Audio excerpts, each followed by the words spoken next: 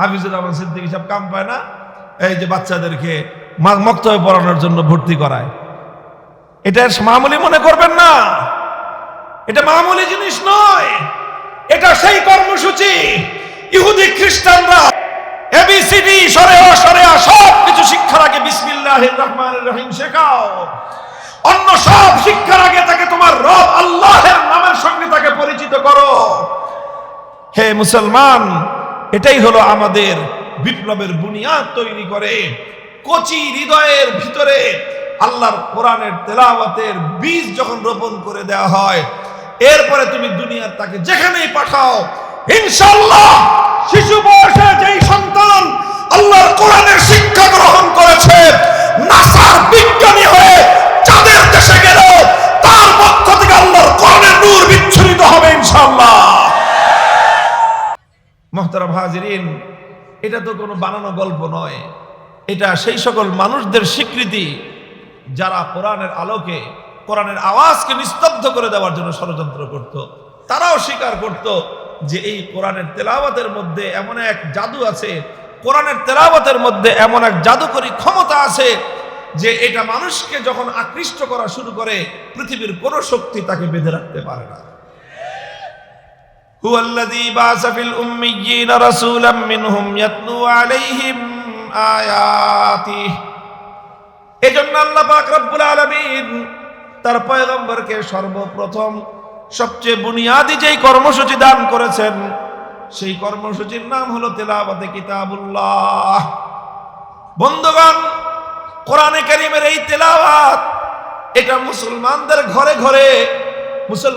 ঘরে ঘরে এটা শুধুমাত্র একটা কিতাবের তেলাওয়াত নয়, বরং মুসলমানদের ঘরকে, মুসলমানদের পরিবারকে, মুসলমানদের সমাজকে, মুসলমানদের এলাকা এবং দেশটাকে সকল পাপ পঙ্কিলতা এবং বিজাতীয় আগ্রাসন থেকে জাতিকে সংরক্ষণ করবার মহা ঔষধ। আরে ভাই, কোরআন তেলাওয়াতের বিরুদ্ধাচরণ এজন্য এভাবেই তারা করে না, মানে কোনো কারণ ছাড়া তারা করে না। নানাভাবে মুসলিম সমাজকে কোরআনের তেলাওয়াত থেকে বঞ্চিত করবার জন্য বহুমুখী ষড়যন্ত্র তাদের। আগে এক সময় আমাদের দেশের সাধারণ শিক্ষা প্রতিষ্ঠান, স্কুলের সময় শুরু হতো এমন একটা সময়, এই 8টা 9টা 10টা সকালবেলা সাবাহি মক্তবে বাচ্চারা কোরআন তেলাওয়াত শিখতো। নানা কৌশলের মাধ্যমে কিন্ডারগার্টেন এটা সেটা নাম দিয়ে ঘরে ঘরে, পাড়ায় পাড়ায়, মহল্লায় মহল্লায়। ওই যে আমাদের একটা মন্ত্রী ছিল আগে, বলছিল ব্যাঙ্গের ছাতার মতো মাদ্রাসা গজে উঠছে। ব্যাঙ্গের ছাতার মতো মাদ্রাসা গজিয়ে ওঠে না, ব্যাঙ্গের ছাতার মতো এই সকল কিন্ডারগার্টেন গজে উঠছে। কিন্ডারগার্টেনকে আমরা ব্যাঙ্গের ছাতা বলি না। শিক্ষা প্রতিষ্ঠান, যে কোনো শিক্ষা প্রতিষ্ঠান হোক, আমরা সেগুলোকে অনার করি, সম্মান জানাই এবং আমরা এগুলোকে স্বাগত জানাই। কিন্তু কথা হলো, যেই শিক্ষা প্রতিষ্ঠান গড়ে উঠে মুসলমানের সন্তানকে আল্লাহর কোরআনের তেলাওয়াত থেকে বঞ্চিত করার জন্য, যেই শিক্ষাঙ্গনের সকল কর্ম পরিকল্পনা তৈরি হয় মুসলমানের সন্তানদেরকে কোরআনী শিক্ষা থেকে, কোরআনের আলো থেকে বঞ্চিত করার জন্য, সেটাকে আমরা ষড়যন্ত্র ছাড়া আর কিছুই অভিহিত করতে পারি না। মুহতারাম হাজিরিন, আমরা বলি সারা দুনিয়া শিখো, আমাদের কাছে শিখতে মনে না চায় তাদের কাছেই শিখো। মুসলমানদেরকে আমরা বলি, তোমাদের সন্তানদেরকে আলেম ওলামাদের তত্ত্বাবধানে শিক্ষিত করতে যদি মনে না চায়, ঠিক আছে, ওয়েলকাম, তোমরা অন্যদের কাছেই শেখাও, যেখানে ইচ্ছা সেখানে শেখাও। শুধু আমাদের একটা অনুরোধ তোমাদের হাতে পায়ে ধরে আমরা জানাই, সেটা হলো এই, তোমার সন্তান অন্য সব কিছু শেখার আগে তাকে তোমার রবের নাম শিক্ষা দাও। তোমার সন্তানকে সব কিছু শেখার আগে, এবিসিডি সরেয়া সব কিছু শিক্ষার আগে বিসমিল্লাহির রহমানির রহিম শেখাও। অন্য সব শিক্ষার আগে তাকে তোমার রব আল্লাহের নামের সঙ্গে তাকে পরিচিত করো। হে মুসলমান, এটাই হলো আমাদের বিপ্লবের বুনিয়াদ তৈরি করে। কচি হৃদয়ের ভিতরে আল্লাহর কোরআনের তেলাওয়াতের বীজ যখন রোপণ করে দেওয়া হয়, এরপরে তুমি দুনিয়ার তাকে যেখানেই পাঠাও, ইনশাআল্লাহ শিশু বয়সে যেই সন্তান আল্লাহর কোরআনের শিক্ষা গ্রহণ করেছে, নাসার বিজ্ঞানী হয়ে চাঁদের দেশে গেল, তার পক্ষ থেকে আল্লাহর কোরআনের নূর বিচ্ছুরিত হবে ইনশাআল্লাহ। আমাদের বুনিয়াদি বিপ্লবী কর্মসূচি হলো এইটাই ভাই। এটা আমাদের বড় কাজ, এটা আমাদের বড় কাজ না, আসলে এটা আল্লাহ প্রদত্ত সর্বশ্রেষ্ঠ নবীর সর্বশ্রেষ্ঠ কর্মসূচি।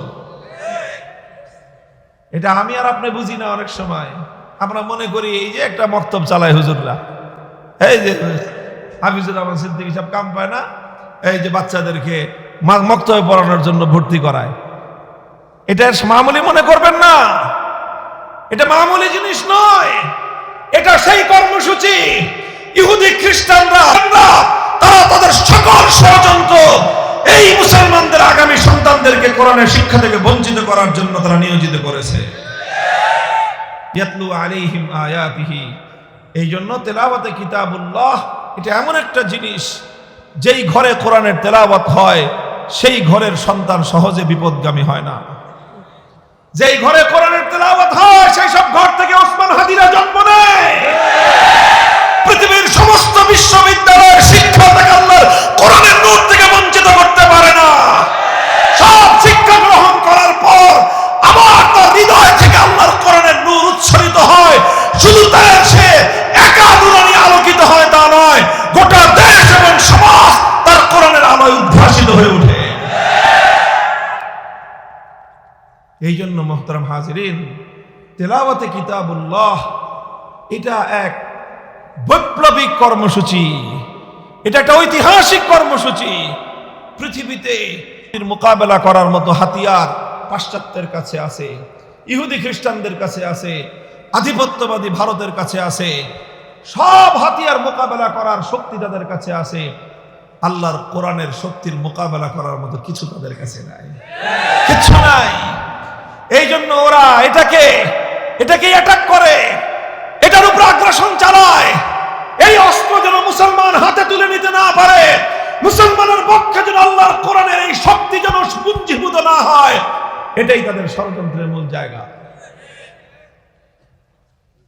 মুহতারাম হাজিরিন, এই জন্য বলেছিলাম ইয়াতলু আলাইহিম আয়াতিহি, সর্বপ্রথম রাসূল আকরাম সাল্লাল্লাহু আলাইহি ওয়াসাল্লামের বুনিয়াদি কাজ ছিল কোরআনে কারীমের তেলাওয়াতের গুঞ্জরণ উম্মতের ঘরে ঘরে, উম্মতের কণ্ঠে কণ্ঠে, উম্মতের বুকে বুকে আল্লাহর কোরআনের এই তেলাওয়াতের আমানতকে রক্ষা করা, এই আমানত সঁপে দেওয়া, যেন উম্মতের প্রতিটি ফর্দ, উম্মতের প্রতিটি ব্যক্তি, উম্মতের প্রতিটি নারী পুরুষ, উম্মতের প্রতিটি শিশু আবাল বৃদ্ধ বনিতা, প্রত্যেকটা মানুষ যেন আল্লাহর কোরআনে কারীমের তেলাওয়াত শিখতে পারে এবং আল্লাহর কোরআনের তেলাওয়াতে অভ্যস্ত হয়।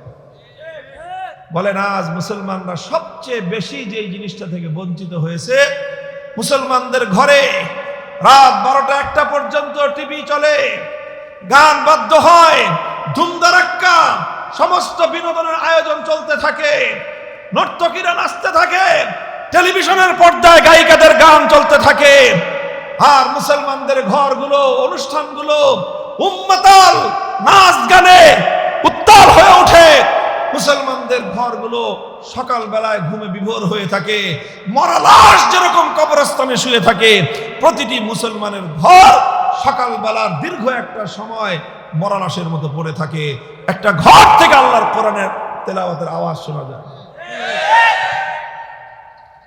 কোথায় আমাদের পতনটা ঘটেছে চিহ্নিত করার চেষ্টা করেন, ইতিহাস পড়েন, হাদিসের পাতাগুলো পড়েন। রাসূল আকরাম সাল্লাল্লাহু আলাইহি ওয়াসাল্লাম প্রতিদিন বা অনেক দিনই এমন হতো, শেষ রজনীতে আল্লাহ নবী মদিনার অলিতে গলিতে ঘুরতেন, শেষ রাতে অলিতে গলিতে ঘুরতেন। কেন ঘুরতেন? এক একজনের বাসা থেকে, কার ঘর থেকে কোরআনে কারীমের কেমন তেলাওয়াতের সুর ভেসে আসে, আল্লাহ নবী নিজের কর্ণকুহর দিয়ে সেটা শোনার চেষ্টা করতেন। এমন কোন ঘর থাকতো না, এমন কোন ঘর খুঁজে পাওয়া যাবে না মুসলমানদের বিজয়ের যুগে, মুসলমানদের উত্থানের সেই সময়টায়, মুসলমানদের স্বর্ণালী সেই যুগে। আল্লাহর কসম খেয়ে বলি, মদিনার শহরে এমন একটা ঘর ছিল না যেই ঘরের শেষ রজনীতে সেই ঘরের নারী পুরুষ শিশু নির্বিশেষে প্রত্যেকটা মানুষের কণ্ঠে আল্লাহর কোরআনের তেলাওয়াতের সুমধুর ধ্বনি প্রতিধ্বনিত না হতো এমন একটা ঘর পাওয়া যাবে। আর আজ শেষরাত তো শেষ রাত, শেষ রাতে মুসলমানের ঘর থেকে কোরআনের তেলাওয়াত আওয়াজ শোনা যাবে? এটা 2-4টা মোল্লা মৌলবী ছাড়া তো আর সম্ভবই না। আর 2-4 জন যদি তবলিগ জামাতের সাথী হক্কানি পীর সাহেবের মুরিদান এই যদি 2-4 জন করে, আর গোটা সমাজ রাত 2টো পর্যন্ত প্রত্যেকটা ঘর থেকে আপনি নাচ গানের আওয়াজ পাবেন, ধুমধারাক্কা বাজনার ধ্বনি পাবেন, কিন্তু এমন ঘর খুব কম পাবেন যেই ঘর থেকে মিষ্টি মিহি সুরে কোরআনের তেলাওয়াত ভেসে আসে। বলেন কথা ঠিক না বেঠিক? আপনারা শুরু করেন, শুরু করেন। আমরা গ্যারান্টি দিয়ে বলতে পারি যেই ঘরের মা বাবা প্রতিদিন নিজের ঘরে কোরআনের তেলাওয়াত করবেন, সেই ঘরের কোনো সন্তান ইনশাআল্লাহ বিপদগামী হবে না, সেই ঘরের সন্তানরা মাদকাসক্ত হবে না, সেই ঘরের সন্তানরা সন্ত্রাসী হবে না, সেই ঘরের সন্তানরা অন্ধকার পথের যাত্রী হবে না।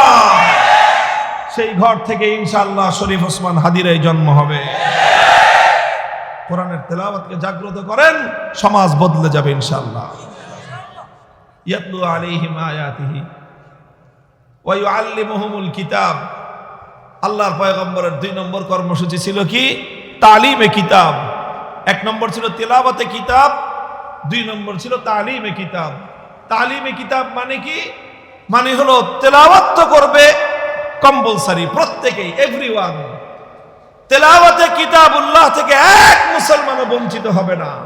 100% মুসলমান 100% কোরআনের তেলাওয়াতকারী হবে। কথা পরিষ্কার?